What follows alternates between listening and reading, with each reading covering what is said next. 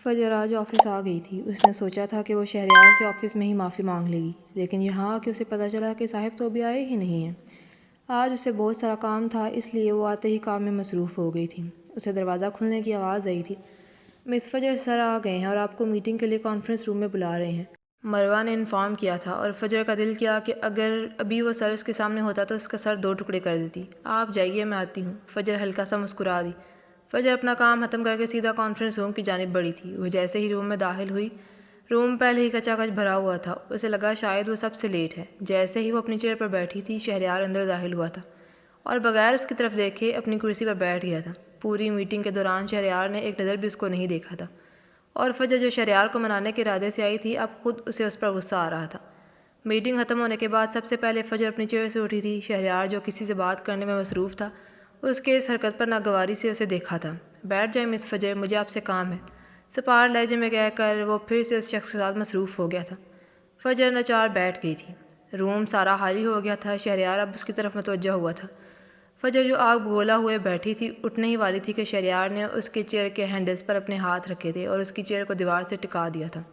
کہاں جا رہی تھی آپ؟ سوال پوچھا گیا تھا۔ میری مرضی، جہاں بھی جاتی، فجر غصے سے بولی تھی۔ نہیں میری جان، آپ کی مرضی نہیں چلے گی یہاں، اور شاید آپ کو وہ رولز یاد نہیں ہیں۔ اگر یاد نہ ہو تو میں دوبارہ بنا سکتا ہوں۔ شہریار نے اس کی آنکھوں میں آنکھیں ڈال کر کہا تھا۔ میں نہیں مانتی ان رولز کو، باہر میں جاؤ تم اور تمہارے وہ رولز۔ فجر غصے میں کہہ کر اٹھنے لگی تھی کہ شہریار نے اپنے ہاتھ آگے بڑھائے اور وہ پھر سے چیئر پر بیٹھ گئی تھی۔ شہریار چھوڑو مجھے، اگر کوئی آ گیا تو، فجر نے اس کو گھور کر کہا تھا۔ وائفی کوئی نہیں آتا، اور اگر کوئی آیا بھی تو میں کسی سے ڈرتا تھوڑی ہوں، شہریار نے اپنے لہجے میں کہا تھا۔ تم ٹھیک کہہ رہے ہو، ہم کیوں کسی سے ڈریں؟ فجر نے اپنا ہاتھ شہریار کی گردن میں ڈالا تھا اور اٹھ گئی تھی۔ شہریار کو اپنی بیوی کی حرکت پر حیرانی ہوئی تھی۔ لیکن وہ کیا ہے نا، تمہاری بیوی کو پھر بھی ڈر لگتا ہے۔ فجر نے اس کو دھکا دیا تھا اور وہ اسی کرسی پر بیٹھ گیا تھا جہاں ابھی فجر بیٹھی ہوئی تھی۔ دیکھو وائفی، میں نے تمہیں معاف نہیں کیا، مجھے یاد ہے، شہریار سنجیدگی سے بولا تھا۔ ہاں تو آئی ایم سوری، فجر نے اپنا سر تھوڑا ٹیڑھا کر کے کہا تھا۔ نہیں ایسے نہیں، شہریار یہ کہہ کر روم سے نکل گیا تھا، اور پیچھے فجر اس کے موڈ سوئنگ پر حیران تھی۔ فجر اپنے اپارٹمنٹ میں تھی۔ وہ کب سے شہریار کو کالز کر رہی تھی، لیکن وہ اٹھا نہیں رہا تھا۔ تقریباً 12 بجے شہریار کی گاڑی اپارٹمنٹ میں انٹر ہوئی تھی۔ شہریار کو آج عجیب سی خوشبو محسوس ہو رہی تھی۔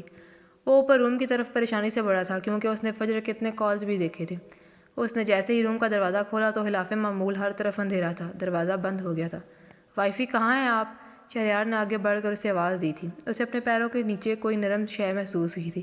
شہریار کو اب تھوڑا بہت دکھ رہا تھا، یہ گلاب کی پتیاں تھیں۔ ایک نرم مسکراہٹ اس کے چہرے پر بکھر گئی تھی۔ ابھی وہ تھوڑا آگے بڑھتا کہ لائٹس آن ہو گئی تھیں۔ بلو کلر کی نائٹ بلب میں اس نے پورے کمرے پر ایک نظر دوڑائی تھی۔ پورے روم میں غبارے بکھرے ہوئے تھے جو سیلنگ کے ساتھ اٹیچ تھے، اور ان غباروں کے ساتھ تار کی مدد سے کارڈز اٹیچ کیے گئے تھے جن پر سوری لکھا تھا۔ گلاب کی پتیاں کچھ بیڈ پر بکھری تھیں اور کچھ زمین پر، ان میں بھی سوری لکھا تھا۔ سامنے ٹیبل پر اسے ایک پیزا رکھا ہوا دکھائی دیا تھا۔ اس کی معصوم بیوی کے انوکھے کام۔ اس کی مسکراہٹ مزید گہری ہو گئی تھی، اور ساتھ ہی ایک پیک تھا، شاید گفٹ پیک۔ اس سب میں اسے اپنی دشمن جہاں کہیں نظر نہیں آئی تھی۔ اسے اپنی متلاشی نظریں پورے کمرے میں دوڑائی تھیں، لیکن وہ اسے کہیں نہیں دکھی۔ شہریار تھوڑا آگے گیا تھا۔ اسے تیز سرخ رنگ کا دوپٹہ نظر آیا تھا، اور اس کے ساتھ ہی اسے فجر بیڈ کے ساتھ بیٹھی نظر آئی تھی۔ شہریار ایک پل کے لیے سانس لینا بھول گیا تھا۔ فجر نے سرخ فراک کے ساتھ اپنے سیاہ آبشار جیسے بال کھلے چھوڑے تھے۔ ڈارک ریڈ کلر کی لپسٹک لگا کر آج وہ اس کا ضبط آزما رہی تھی۔ شہریار کے دل کی رفتار اسے اس سراپے میں دیکھ کر تیز ہوئی تھی، جبکہ دوسری جانب فجر ایک پرسکون نیند میں ڈوبی ہوئی تھی، اور اس طرح وہ اسے اور بھی معصوم لگ رہی تھی۔ شہریار جا کر اس کے ساتھ بیٹھ گیا تھا۔ وہ بغور اس کے چہرے کا جائزہ لے رہا تھا۔ اس نے ایک ہاتھ سے اس کے چہرے پر آئی لڈ ہٹائی تھی۔ فجر کو اپنے چہرے پر کسی کی نظروں کی تپش محسوس ہوئی تھی۔ اس نے بمشکل نیند سے بھری ہوئی آنکھیں کھولی تھیں، اور شہریار ایک بار پھر ان آنکھوں کا دیوانہ ہوا تھا۔ کاجل سے بھری سنہری آنکھوں نے بھوری آنکھوں میں دیکھا تھا۔ وائفی، معافی مانگنے کا ارادہ تھا یا جان نکالنے کا؟ شہریار نے اس کے سراپے کو دیکھتے ہوئے کہا تھا۔ جاؤ فضول انسان، مجھے تم سے بات نہیں کرنی، سارا موڈ خراب کر دیا، فجر نے منہ موڑتے ہوئے کہا تھا۔ شہریار اس کے سامنے آ کر کھڑا ہو گیا تھا اور اسے بہت نرمی سے اپنی جانب کھینچ لیا تھا۔ وائفی، میں تھوڑا مصروف تھا، آئی ایم سوری، شہریار نے اس کے بال سہلاتے ہوئے کہا تھا۔ وہ کچھ دیر اسے ایسے ہی خود سے لگا کر کھڑا رہا، پھر وہ اسے باہوں میں بھر کر ٹیبل کے قریب لایا تھا۔ ویسے آپ نے یہ پیزا کیوں منگوایا ہے؟ شہریار کو اس کی یہ بات سمجھ نہیں آئی تھی۔ لوگ عموماً ایسے موقعوں پر کیک لاتے ہیں، تو میں نے سوچا کچھ نیا ہو جائے، فجر اس کے شرٹ کے بٹن سے کھیلتے ہوئے بولی تھی۔ وائفی، لیکن آپ نے اپنے آپ کو مشکل میں ڈال دیا ہے، کیونکہ اس سراپے میں آپ میری نیت خراب کر رہی ہیں، شہریار اس کے قریب ہوتے ہوئے بولا تھا۔ فجر ہڑبڑا کر اس سے دور ہوئی تھی، لیکن شہریار نے اسے پھر سے اپنی باہوں میں بھر لیا تھا۔ آج نہیں وائفی، یو آر آل مائن۔ وہ آگے بڑھ کر اسے بیڈ تک لایا تھا اور بہت نرمی سے اسے بیڈ پر بٹھایا تھا۔ فجر کو اپنا تنفس بگڑتا ہوا محسوس ہو رہا تھا، لیکن آج اس کی نہیں چلنے والی تھی۔ آج اخلاص کی یونیورسٹی میں کلچرل ایونٹ تھا۔ اخلاص نے گرین کلر ابائی کے ساتھ بلیک کلر کا نقاب لیا ہوا تھا۔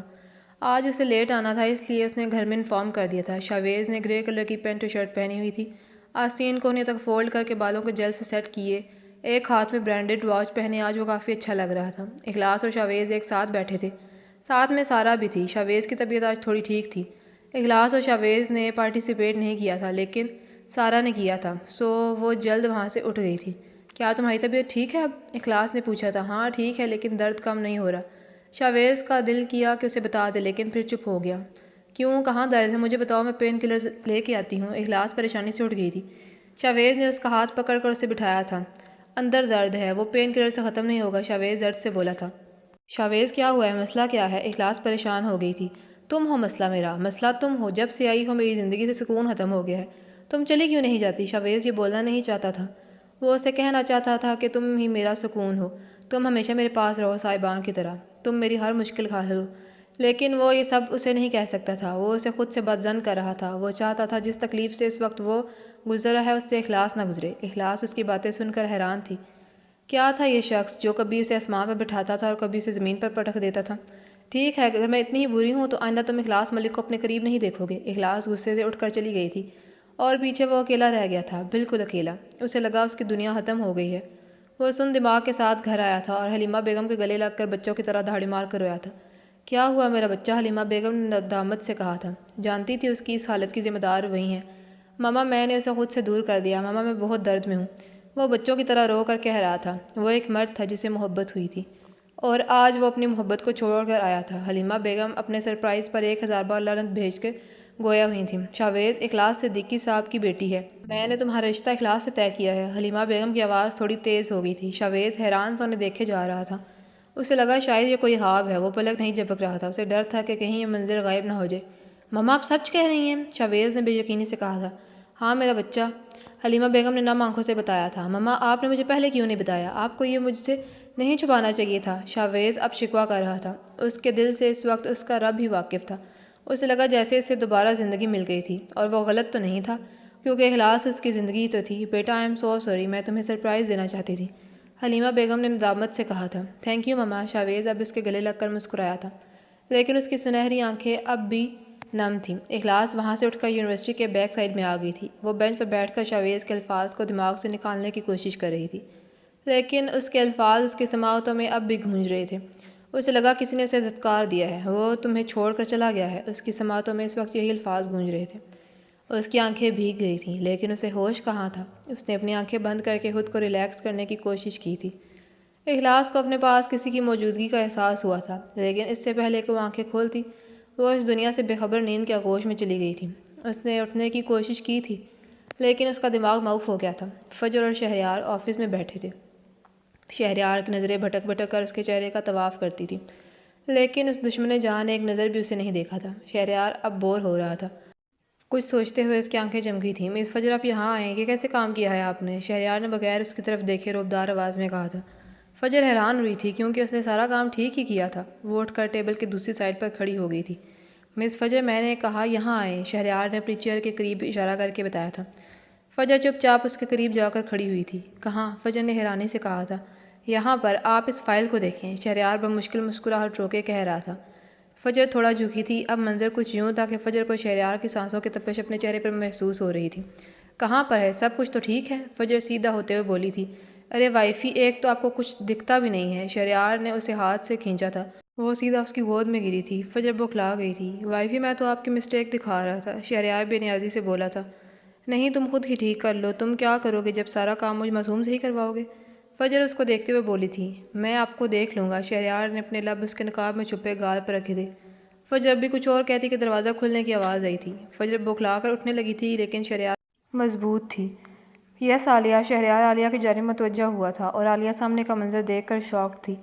فجر ملامت زدہ نظروں سے شہریار کو دیکھ کم گور زدہ رہی تھی۔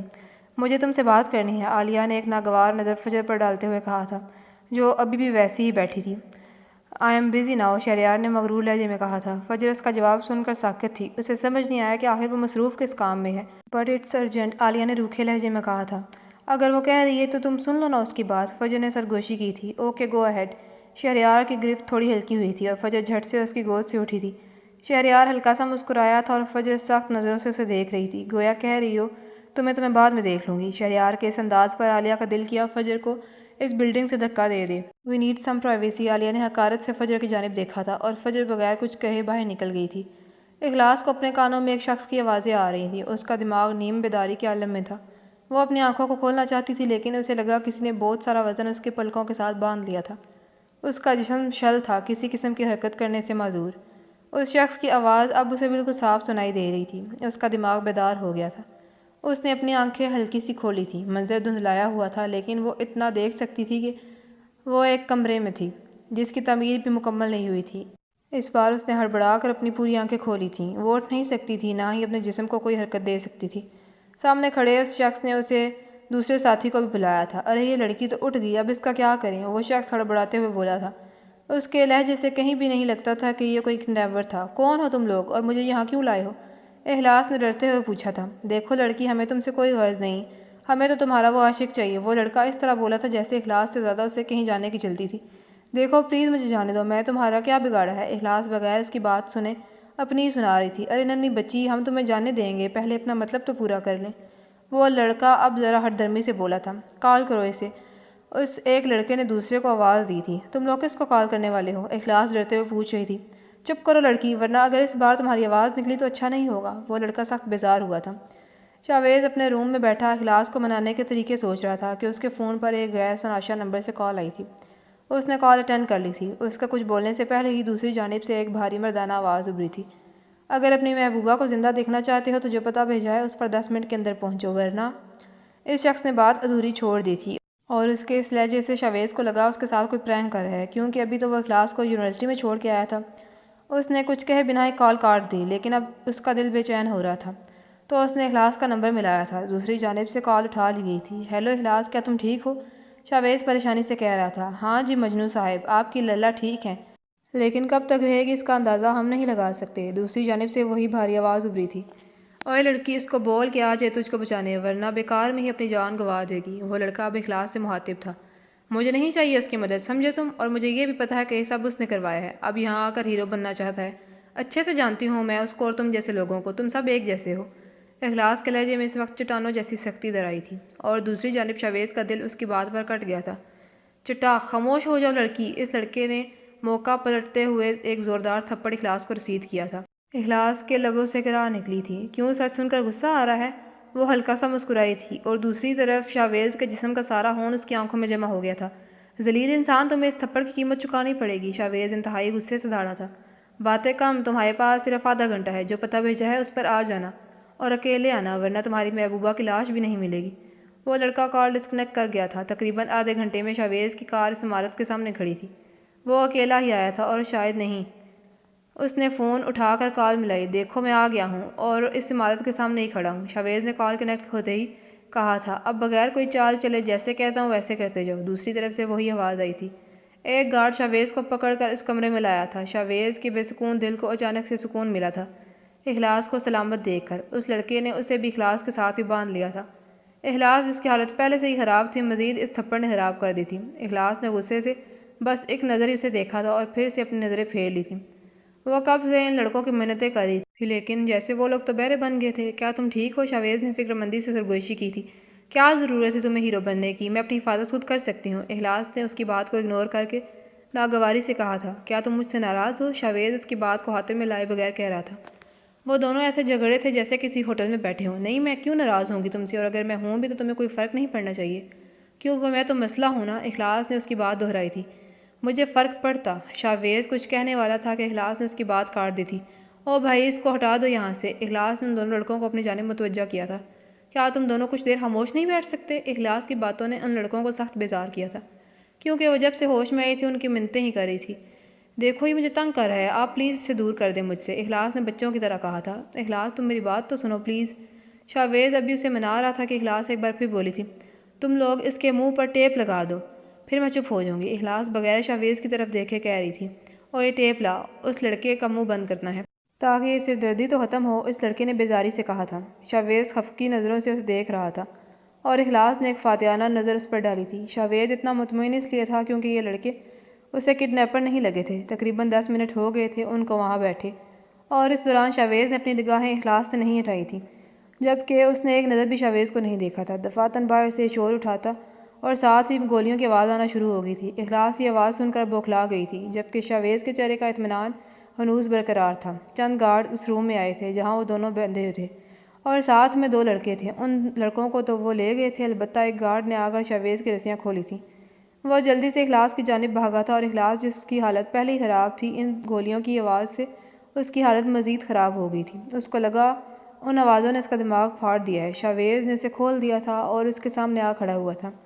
وہ اس کی حالت سمجھ گیا تھا، اس لیے بغیر اسے موقع دیے اپنی باہوں میں بھر لیا تھا۔ چھوڑو مجھے، نیچے اتارو۔ اخلاص نیم غنودگی کے عالم میں مسلسل اپنا آپ چھڑوانے کی کوشش کر رہی تھی، لیکن مقابل پر تو جیسے کوئی اثر ہی نہیں ہو رہا تھا۔ شاویز اپنی گاڑی کے قریب آیا تھا اور اس گاڑی میں بٹھا کر اس کا رخ سیدھا ان کے گھر کی جانب کر دیا تھا۔ تم نے مجھے کیوں بچایا؟ میں تو تمہارا مسئلہ ہوں نا، اخلاص غصے سے کہہ رہی تھی۔ گاڑی روکو ابھی، اسی وقت، مجھے نہیں جانا تمہارے ساتھ۔ اخلاص نے اس کا ہاتھ پکڑ کر سختی سے جھنجھوڑا تھا۔ شاویز نے گاڑی سڑک کے کنارے پر روک دی تھی۔ کیا تم مجھے ایک آخری بار معاف کر سکتی ہو؟ میں نے صبح جو کچھ کہا وہ بس ایک غلط فہمی تھی، شاویز ایک امید سے کہہ رہا تھا۔ نہیں، تم نے مجھے ہرٹ کیا ہے، تم ایک نمبر کے جھوٹے انسان ہو، اب تمہاری کسی بات پر یقین نہیں ہے مجھے۔ تم نے مجھے کہا چلی جاؤ، تو تم نے ٹھیک کہا، میں چلی جاؤں گی اور واپس نہیں آؤں گی۔ اخلاص کے آنسو پھر سے گستاخی کرنے لگے تھے۔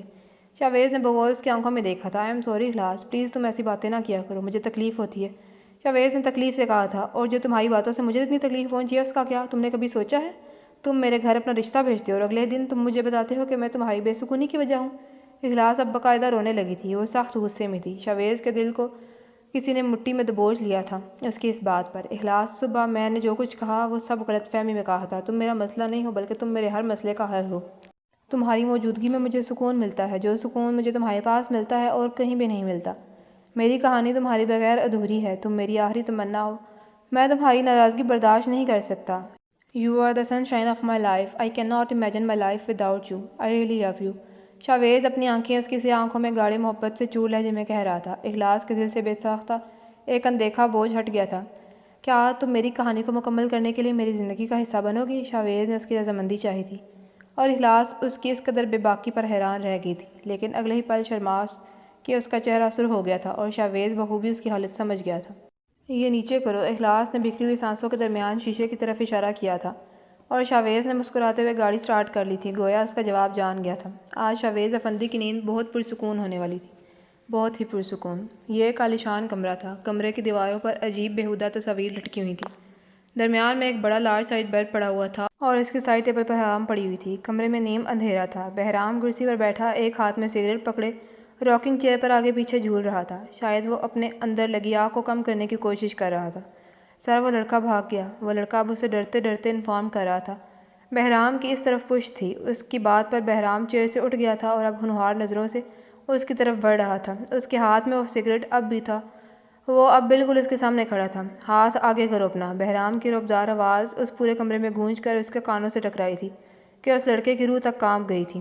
اس نے ڈرتے ڈرتے اپنا ہاتھ اس کے آگے کیا تھا، اور اگلے ہی پل بہرام نے ہاتھ میں پکڑا سگریٹ اس کی ہتھیلی پر رکھا تھا، اور اس کی اس حرکت پر اس لڑکے کی دل دہلا دینے والی چیخ پورے کمرے میں گونجی تھی، یوں کہ اگر کوئی اور انسان اس کی چیخیں سن لیتا تو ادھر ہی بے ہوش ہو جاتا، لیکن اس وقت اس کے سامنے جو کھڑا تھا اسے انسان تو نہیں کہا جا سکتا۔ بہرام نے کافی دیر بعد وہ سگریٹ اس کی ہتھیلی سے ہٹایا تھا۔ بہرام خان کو نہ نہیں پسند۔ بہرام نے غصے سے اسے دور پھینکا تھا، اور لڑکا دوڑتے ہوئے وہاں سے نکل چکا تھا، اور پیچھے بہرام نے پورے روم کا نقشہ بگاڑ دیا تھا۔ فجر تیز تیز قدم اٹھاتی آفس میں داخل ہوئی تھی۔ آج وہ لیٹ ہو گئی تھی۔ اسے اس وقت صرف شہریار کی فکر تھی، کیونکہ وہ اس سے پہلے ہی لیٹ آنے کی دھمکی دے چکا تھا۔ وہ برق رفتاری میں سامنے سے آتی عالیہ سے ٹکرائی تھی۔ شہریار بھی اسی وقت اپنے فون پر کسی سے بات کرتا ہوا آفس سے باہر نکلا تھا۔ شہریار جو پہلے ہی تیار ہو چکا تھا کہ فجر کو یہاں دیکھ کر مزید آگ بگولا ہو گیا تھا۔ I am sorry. فجر ہڑبڑا کر سیدھی ہوئی تھی، اور فجر کو دیکھ کر عالیہ کے ماتھے پر بل پڑے تھے۔ اسے کل شہریار کا اس کے ساتھ رویہ یاد آیا تھا۔ کیا تم اندھی ہو، تمہیں دکھائی نہیں دیتا؟ عالیہ غصے سے کہہ رہی تھی، اور شہریار جس کو کچھ دیر پہلے فجر پر غصہ آیا ہوا تھا، اب عالیہ کا فجر سے اس طرح بات کرنے پر اس کا دماغ گھوما تھا، لیکن وہ آگے اس لیے نہیں بڑھا تھا کیونکہ وہ اپنی شیرنی کو اچھے سے جانتا تھا۔ اب وہ پرشوق نظروں سے یہ سب دیکھ رہا تھا۔ ایکسکیوز می مس، میں نے معافی مانگ تو لی ہے؟ فجر اس کے اس انداز پر حیران تھی، لیکن تھی وہ بھی فجر برداشت کرنے کے معاملے میں انتہائی کمزور۔ میں اچھے سے جانتی ہوں تم جیسی تھرڈ کلاس لڑکیوں کو، ذرا سا پیسہ دکھا نہیں کہ منہ مارنے چلی گئی۔ عالیہ کل والی بھڑاس اس پر نکال رہی تھی، کیونکہ کل وہ اسے شہریار کے سامنے کچھ بھی نہیں کہہ پائی تھی، اور فجر اتنی بیوقوف نہ تھی کہ سمجھ نہ پاتی۔ آپ کا اپنے بارے میں کیا خیال ہے مس؟ فجر کی آواز عالیہ کے مقابلے میں پرسکون تھی، اور اس کا یہ انداز مقابل کو تپا گیا تھا۔ یو کریکٹر لیس بچ، تمہاری ہمت کیسے ہوئی؟ چٹاخ! ابھی وہ کچھ اور کہتی کہ فجر نے ایک پل میں ہی اپنی 5 انگلیاں اس کے چہرے پر چھوڑ دی تھیں۔ شہریار جو پیچھے دیوار سے ٹیک لگائے پرشوق نظروں سے یہ سب دیکھ رہا تھا، فجر کی اس حرکت پر سیدھا ہوا تھا، اور وہاں موجود تمام افراد ان کی جانب متوجہ ہو گئے تھے۔ آئندہ کسی کے کردار پر بات کرنے سے پہلے یہ جان لینا۔ فجر کا لہجہ اب ذرا تیز ہوا تھا، وہ بغیر عالیہ کے سنے آفس کی جانب بڑھ گئی تھی، اور شہریار کا دل اپنی وائفی کی اس قدر ہمت دیکھ کر تالیاں مارنے کا کر رہا تھا۔ عالیہ کا چہرہ غصے اور ذلت کی وجہ سے سرخ ہو گیا تھا، وہ بغیر کسی کی طرف دیکھے لمبے لمبے ڈگ بھرتی وہاں سے نکل گئی تھی۔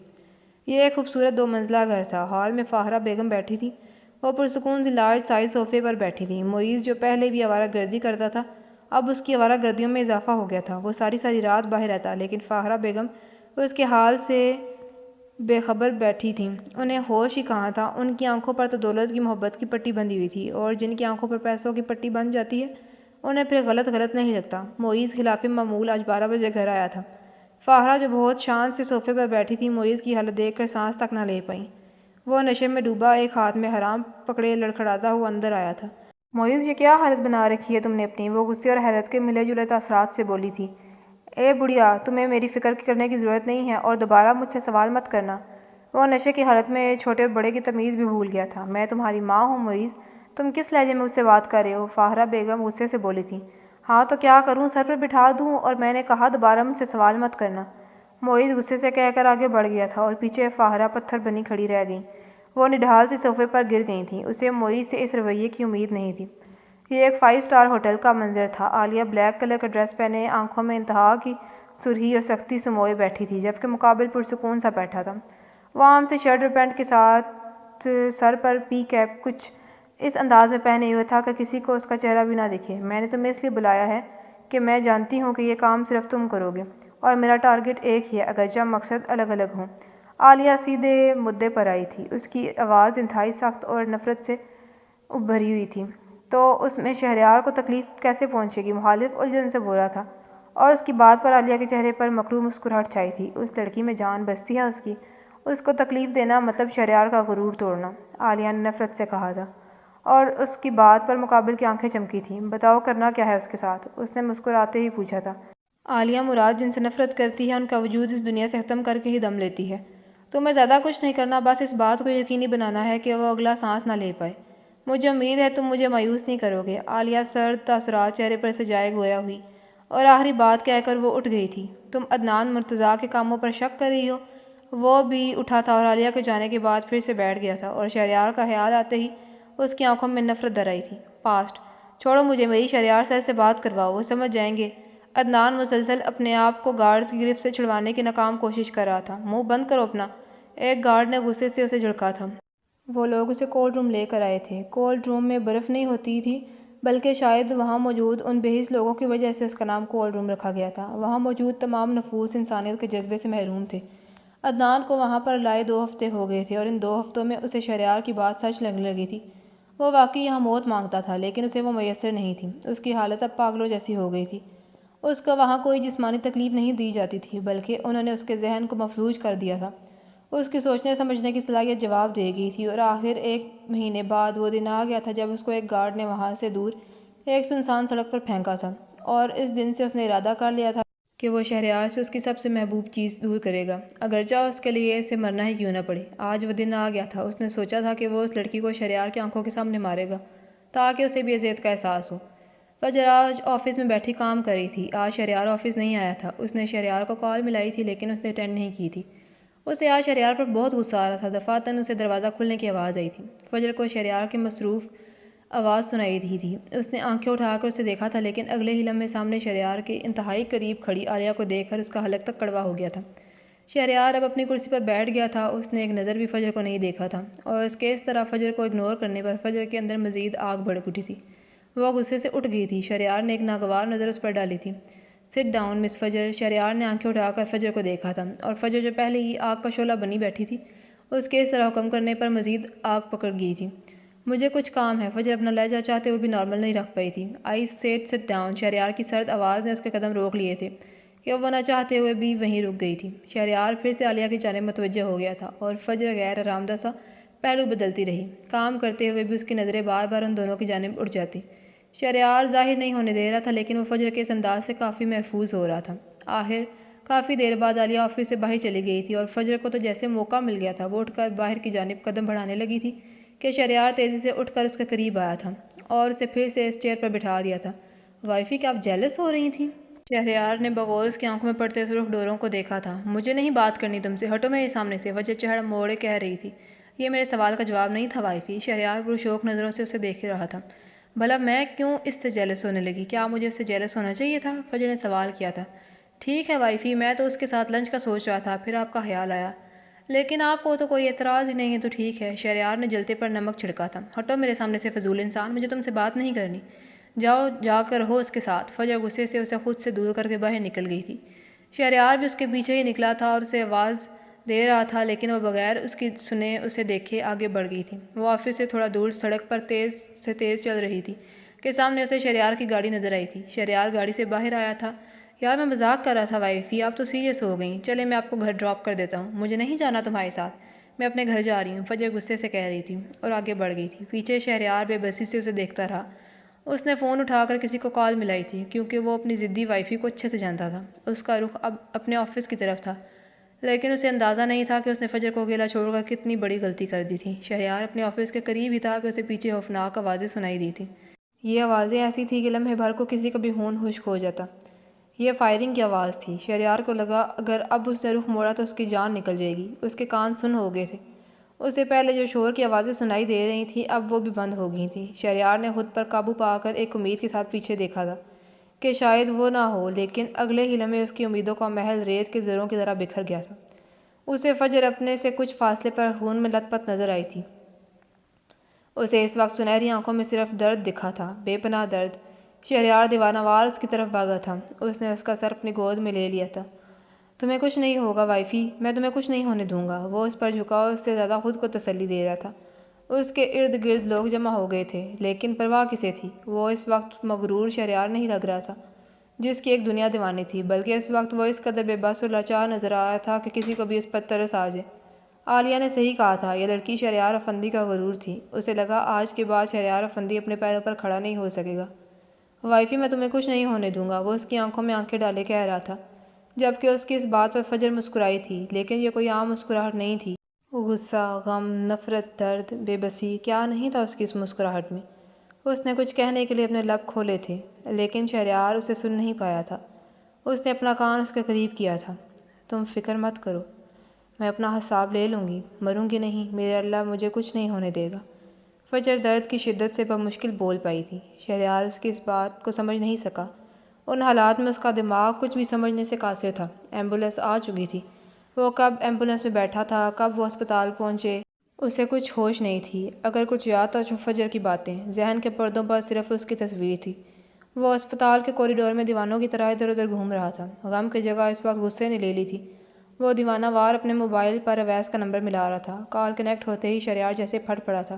پتہ لگواؤ کہ اس کی ہمت ہوئی شہریار افندی کی ملکیت پر ہاتھ ڈالنے کی؟ خدا کی قسم میں اس کی 7 پشتوں کو تباہ کر دوں گا۔ شہریار کی آنکھیں اس وقت اس قدر سپاٹ اور بے رحم تھی کہ کسی کو بھی اس سے خوف آ جاتا۔ ریلیکس شہریار، کہاں ہو تم؟ اویس پریشانی سے بولا تھا۔ شہریار ابھی کچھ کہتا کہ آپریشن تھیٹر کا دروازہ کھلا تھا۔ ڈاکٹر باہر آیا تھا۔ میری بیوی کیسی ہے ڈاکٹر؟ شہریار کے لہجے میں تھوڑی دیر پہلے والی سختی نہیں تھی، بلکہ اب وہ پریشانی سے کہہ جا رہا تھا۔ ان کی حالت سیریس ہے، آپ دعا کریں، باقی ہم اپنی پوری کوشش کریں گے۔ ڈاکٹر اس کو تسلی دیتا ہوا آگے بڑھ گیا تھا، اور پیچھے شہریار شکستہ سا بینچ پر بیٹھ گیا تھا۔ وہ حالی حالی نظروں سے چھت کو گھور رہا تھا۔ یہ احساس اس کی جان نکال دیتا تھا کہ اس وقت فجر اس کے پاس نہیں ہے۔ اویس بھاگتا ہوا اس کے پاس آیا تھا۔ ہسپتال کا پتہ لگانا اس کے لیے کوئی مشکل کام نہیں تھا۔